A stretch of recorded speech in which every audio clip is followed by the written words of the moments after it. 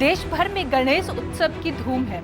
हर घर हर बार में गजानन की आरती गूंज रही है, लेकिन इस आरती की एक लाइन पर किसी को बेहद आपत्ति है। बांझन को पुत्र देते निर्धन को माया, बांझन को पुत्र देते निर्धन को माया, बांझन को पुत्र देते निर्धन को माया।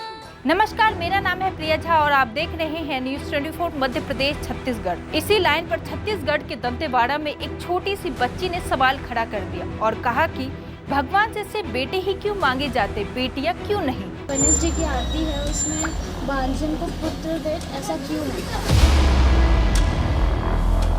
बच्ची का सवाल ऐसा था कि पूरा गांव सन्न हो गया, किसी को जवाब नहीं सूझा।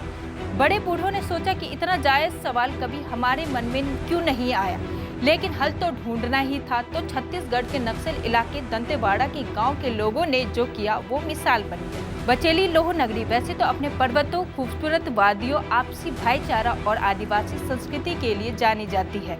लोह नगरी में गणेश जी की पूजा चल रही थी। इस दौरान एक बच्ची ने आरती की कुछ लाइन जो है बांझन को पुत्र देत निर्धन को माया पर सवाल खड़ा करते हुए कहा कि भगवान के लिए जब सब बराबर है तो बांझन को पुत्र देत पुत्री क्यों नहीं, बोलकर बड़ा सवाल खड़ा कर दिया। मेरा नाम श्रृंखला भागवत है। बताएंगे क्या आपको आरती से क्या आपको दिक्कत थी और क्या पंडित जी से आपने पूछा? जो गणेश जी की आरती है उसमें बांझन को पुत्र दे, ऐसा क्यों है।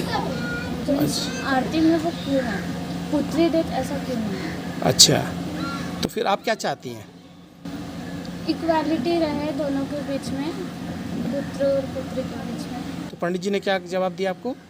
उन्होंने बोला कि आरती चेंज करी है। अच्छा।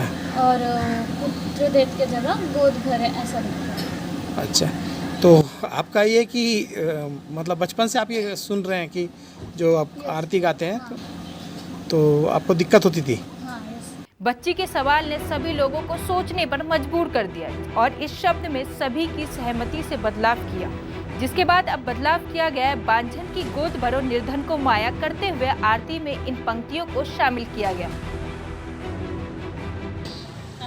ये तो अच्छी बात है, ये होना चाहिए, क्योंकि शुरू से हम सुनते आ रहे हैं कि बांझन को पुत्री भी हो सकती है जी। कि दोनों बराबर है, मान्यता दोनों का बराबर है।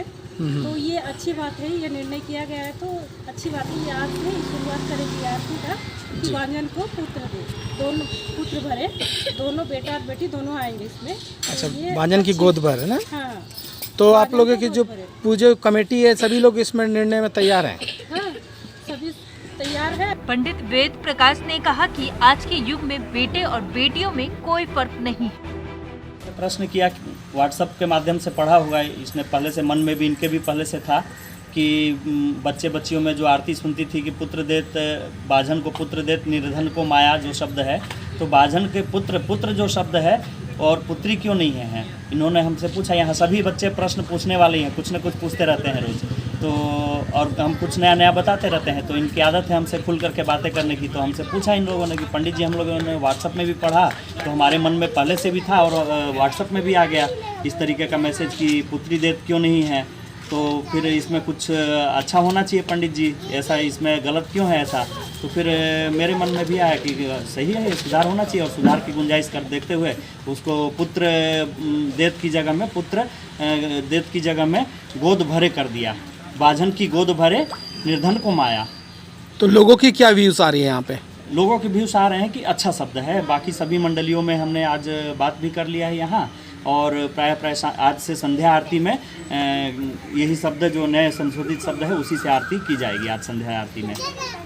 तो अब से आप भी जब भगवान की आरती कीजिए तो एक बार सोचिए कि अनजाने में ही सही, कहीं आप बेटियों के साथ नाइंसाफी तो नहीं कर रहे। आज के लिए इतना ही, फिर से मुलाकात होगी ऐसी ही एक इंटरेस्टिंग स्टोरी के साथ। नमस्कार।